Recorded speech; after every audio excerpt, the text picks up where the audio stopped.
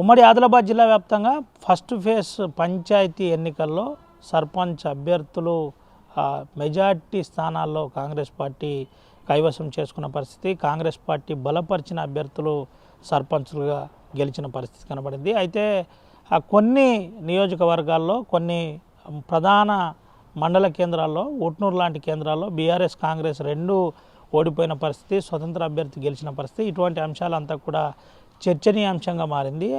దీంతోపాటు కొమరంభీం ఆసిఫాబాద్ జిల్లాలో కూడా పలు ప్రాంతాల్లో మెజార్టీ స్థానాలు ఏకగ్రీవం కాగా మండల కేంద్రాల్లో బీఆర్ఎస్ పార్టీతో పాటు కాంగ్రెస్ పార్టీ కూడా కైవసం చేసుకున్న పరిస్థితి కనబడుతుంది. అయితే దీనికి గాను గెలిచిన అభ్యర్థులకు ర్యాలీలు తీయకుండా 144 సెక్షన్ విధించిన పరిస్థితి, ఎక్కడ అవాంఛనీయ సంఘటనలు జరగకుండా పోలీసులు కూడా జాగ్రత్త పడుతున్న పరిస్థితి కనబడుతుంది. ఇటు నిర్మల్ జిల్లాలో చూసినట్టుగైతే నిర్మల్ జిల్లాలో ప్రధాన మండల కేంద్రాల్లో కూడా కాంగ్రెస్ పార్టీ కైవసం చేసుకుంది. బీఆర్ఎస్ పార్టీ అభ్యర్థులు చాలా ప్రాంతాల్లో లేకపోవడం ఒక చర్చనీయాంశంగా మారిన పరిస్థితి కనబడింది. అయితే దీనికి గాను బీజేపీ అక్కడక్కడ తన ప్రభావం, బీజేపీ పార్టీ కూడా ప్రభావం చూపిన పరిస్థితి.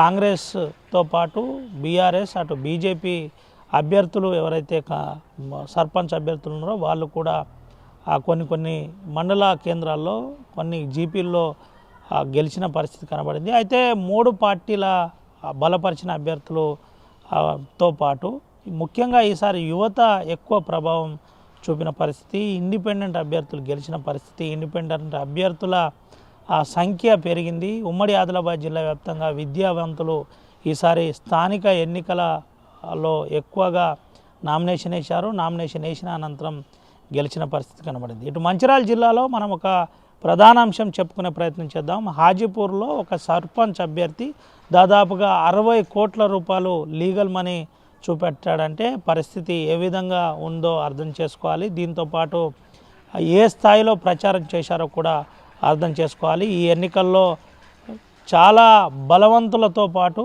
డబ్బున్న వాళ్ళు కూడా ఎక్కువగా ఆశామహులు ఉన్న పరిస్థితి కనబడింది. దీంట్లో గెలుపోటములతో పాటు ముఖ్యంగా అభ్యర్థుల అంశంలో కూడా చాలా సీరియస్గా అధిష్టానం కసరత్తు చేసినట్టు మనకు తెలిసింది. అయితే ఎమ్మెల్యేలు ఇనిషియేటివ్ తీసుకున్నారు, గెలుపు కోసం అహర్నిశలు ప్రయత్నం చేశారు. దీంతోపాటు పాలకులతో పాటు ఇటు మరికొంతమంది కూడా ఇంటర్నల్గా సపోర్ట్ చేశారనే ప్రచారం బీఆర్ఎస్ పార్టీ చేస్తున్న పరిస్థితి కనబడింది. ఇటు పోలీసులతో పాటు అధికారులను కూడా వాడుతున్నారనే ప్రచారం జోరుగా చేస్తున్న పరిస్థితి కనబడుతుంది. అయితే ఉమ్మడి ఆదిలాబాద్ జిల్లా వ్యాప్తంగా మెజార్టీ స్థానాల్లో కాంగ్రెస్ పార్టీ కైవసం చేసుకున్న పరిస్థితి కనబడింది. Vote studio. చరిత్ర సృష్టించినోడు ఇప్పుడు ఆ చరిత్రని తిరగరాయబోతున్నాడు. అబద్ధాల గోడల్ని బద్దలు కొట్టి నిజాలను రాగా మీ ముందుంచబోతున్నాడు. నిజమైన వార్తల కోసం వెంటనే డౌన్లోడ్ చేసుకోండి రా యాప్ని.